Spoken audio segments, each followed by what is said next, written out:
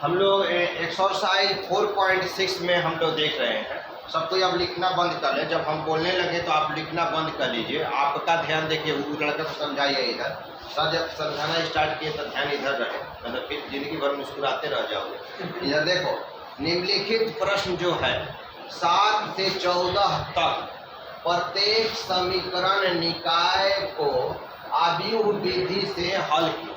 पहले आप लोग क्लास 10th में क्या किए हैं कि आव्यूह विधि से नहीं, बीजगणितीय विधि से क्या किए हैं, आप हल किए हैं ना जी। समीकरण इसको 1 मान लेते हैं, समीकरण 2 मान लेते थे, इसमें 3 से गुना कर देते थे, इसमें दोनों को घटा देते थे बराबर हो जाता था ना। इसमें 2 से गुना कर देते थे तो 6y, इसमें 3 से कर देते थे तो 6y।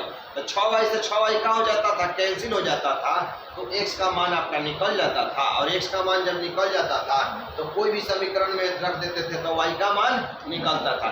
क्लास 10th में 9th में इस तरह से बना है लोग ना, लेकिन उस विधि से क्लास 12th में नहीं बनाना है। इस विधि से अब हम लोग को बनाना है, यहाँ पर देखिए आव्यूह विधि से। तो अभी अभी आपको एक ट्रिक हम समझाए हैं कि x बराबर a का इनवर्स गुना क्या b। तो यहाँ पर हम सॉल्व करेंगे तो ये समीकरण आपका हो गया 1, आई हो गया समीकरण कितना 2। तो हम लोग लिखेंगे कि यहाँ पहले तो आप लिख लीजिएगा कि a बराबर कितना है। कल क्लास में समझाए थे कि समीकरण 1 से लिखिएगा कि a बराबर कितना है। तो x का गुणांक 5 है और y का गुणांक क्या है 2 है। अब समीकरण 2 से लिखिएगा कि 7 हुआ और क्या हुआ 3 हुआ। a बराबर आप लोग लिख लिए बाबू।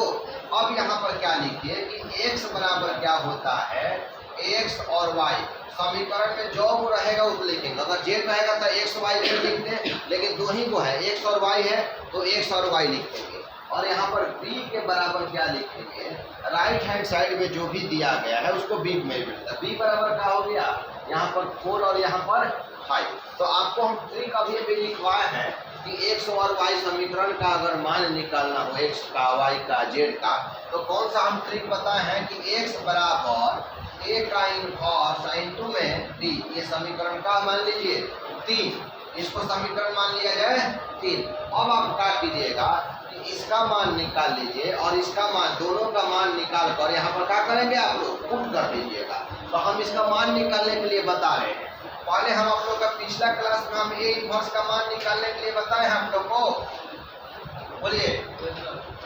अब यहाँ पर क्या कीजिए आप कि a इनवर्स का मान निकाल लीजिए और b का मान, जब a इनवर्स का मान निकालिएगा यहाँ पर लाकर क्या करेंगे हम लोग पुट कर देंगे। तो देखिए बाबू, सबसे पहले हम a इनवर्स का मान निकाल रहे हैं। तो a इनवर्स का मान निकालने के लिए a इनवर्स का फॉर्मूला कितना होता है, 1 बटा में सारणिक a Guna adjoint of a।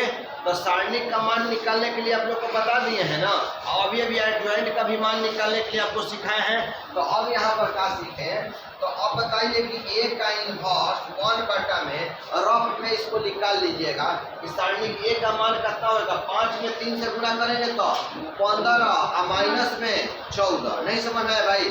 तो 15 में से जब 14 घटाइएगा तो कितना बचेगा 1, यानी कि सारणिक a का मान कितना हो गया 1 हो गया। अब हम लोग देखेंगे एडजॉइंट ऑफ a।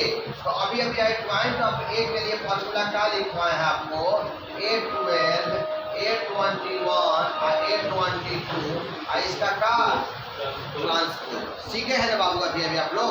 अब यहाँ पर क्या कीजिए कि इसका मान हम लोग निकालेंगे यहाँ से। तो a का इनवर्स बराबर 1 बटा 1 तक कितना हुआ बाबू 1 हुआ।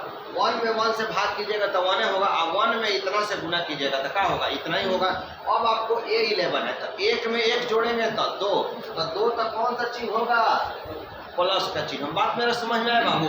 अब यहाँ पर 11 के स्थान पर रखना है ना 11 है, तो आमने सामने का ढक जाएगा, ई ढक जाएगा, बचेगा कितना 3। तो 3 को यहाँ लिख डालिए, 3 को यहाँ लिख डालिए। समझ में नहीं आया। अब देखिए 1 2 3, तो 3 जो है वो विषम संख्या है, तो यहाँ क्या होगा माइनस। अब यहाँ पर 12 के स्थान पर आ जाइए, है ना 12 है, तो आमने सामने का ढक जाएगा, तो बचा कितना 7। तो यहाँ पर क्या लिखेंगे 7 लिखेंगे। समझ में नहीं आया।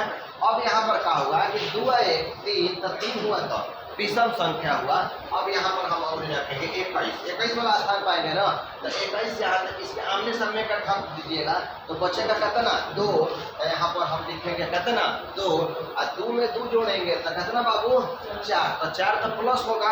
अब यहाँ पर हम लोग अमरी रखेंगे यहाँ पर, इसके आमने सामने में जो भी पड़ेगा 3 के देखिएगा कि जो सामने पड़ेगा वो सब खत्म हो जाएगा। तो 3 के सामने हाई पड़ रहा है, 2 पड़ रहा है और कौन पड़ रहा है 7, तो 2 भी खत्म और 7 भी खत्म। बचा कितना बाबू 5 बचा, तो यहाँ पर 5 लिख लीजिएगा।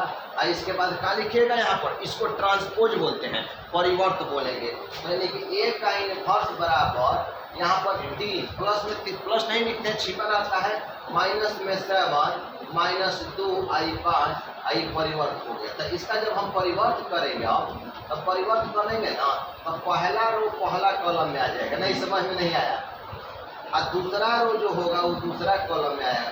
नहीं ना बुझाया बाबू? तो यहाँ पर ट्रांसपोज कर दिया है कि पहला रो पहला कॉलम में और दूसरा रो दूसरा। तो ए इनवर्स का मान हम लोग निकाल चुके हैं और ए इनवर्स का मान हम निकाल दिए हैं। और यहाँ पर तो अब क्या करेंगे कि यहाँ समीकरण किससे लेकर चलेंगे 3 से। तो समीकरण 3 से जब हम लोग लेकर चले समीकरण 3 से, तो 3 में आपका x बराबर है a का इनवर्स गुना कितना b। तो x बराबर बाबू a का इनवर्स का मान कितना आया हुआ है बोलिए 3 माइनस 2 माइनस 7 और कितना 5। समझ में नहीं आया? मान रख दिए बाबू ये इनवर्स का। अब इंटू में b है, गुना में b है, तो b का मान कितना है बाबू 4 और 5, यही ना है 4 और 5। तो ये अवयव का गुना हो गया। क्या हो गया?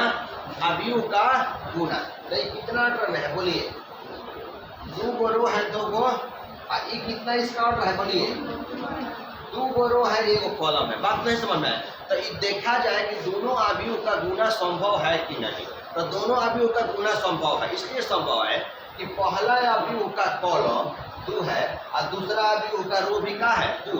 ये दोनों बराबर होना चाहिए। दोनों 2 अवयव का गुना तब संभव होता है जब प्रथम अवयव का कॉलम और दूसरा अवयव का रो, पहला वाला रो कहलाता है, दूसरा वाला कॉलम कहलाता है। तो पहला अवयव का कॉलम और दूसरा अवयव का रो यदि बराबर रहेगा तो कहेंगे कि सारणी का गुना क्या है संभव है। तो अब बताइए बाबू कि इसमें कौ चेयर लग सकता है बोलिए। तो 2 गुना का कहिएगा बचेगा कितना 2 से 2 कट गया ये, तो बचेगा 2 गुना 1 कट रहा है 2 गुना 1। नहीं समझ में आया? 2 गुना। तो इसमें कौ चेयर लगेगा, कौ कुर्सी लग सकता है 2 गो रो में लगेगा और 1 कॉलम में लगेगा। नहीं समझ में आया?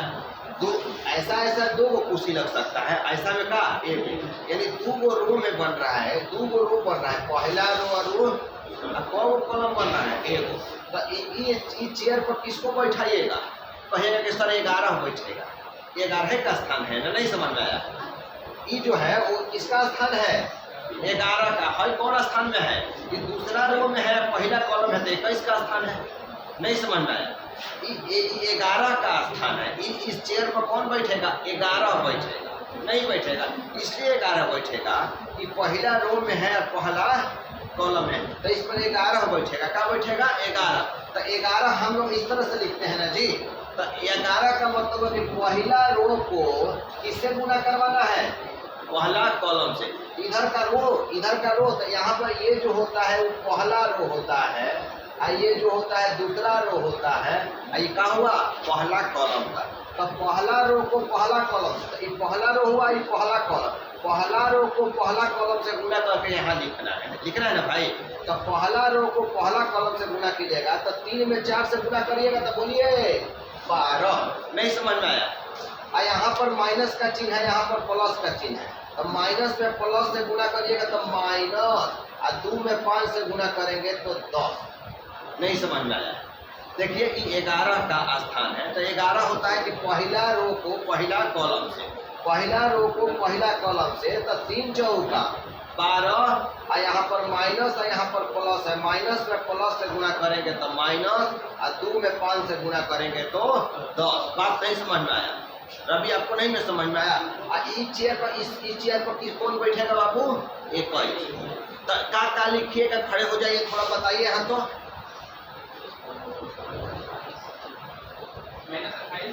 माइनस में 28 प्लस में 25, तो यानी कि 21 का स्थान है 21 बोलेंगे, कैसे 21 लिखाता है 2 लिख कर 1 लिखेंगे, ये ना होता है। यानी कि पहले रो हो गया, यानी कि दूसरा रो और पहला कॉलम से गुना करना, बैठ जाइए। तो दूसरा रो को पहला कॉलम से, तो माइनस है यहाँ प्लस है, तो माइनस से प्लस से गुना करेंगे तो माइनस, और 7 में 4 से गुना करेंगे तो 28, और यहाँ भी प्लस यहाँ भी प्लस, तो यहाँ भी प्लस में 5 में 5 से गुना करेंगे तो 25। बात मेरा समझ में आया।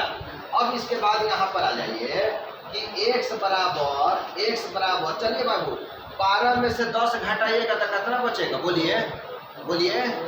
तो नहीं समझ में आया, और आपका ध्यान कहीं और रह रहा है, या तो जल्दी बताते। -28 और प्लस में 25, तो कितना बचेगा -3। बात मेरा समझ में आया भाई। अब x का मान किसके बराबर है बाबू, भाई x बराबर क्या लिखे हैं, x और y लिखे ना, स्मॉल में x और स्मॉल में y लिखे है ना, यही ना x के बराबर है। देखिए जी यहाँ ध्यान दीजिए, ये x के बराबर क्या लिखे हैं, बोलिए x, y, अब बराबर कितना आया है 2 और -3। तो अब लिखिएगा यहाँ पर कि अतः x के बराबर क्या आ रहा है 2, 11 का स्थान इधर है, भी 11 का था, x के बराबर 2 हो गया, अब y के बराबर क्या हो गया भाई -3, यही जाकर आंसर होगा। यानी कि x का मान आप 2 निकालें, अब y का मान कितना निकालें -3 निकालें। समझ में आ रहा है भाई आप लोग को, नोट कीजिए।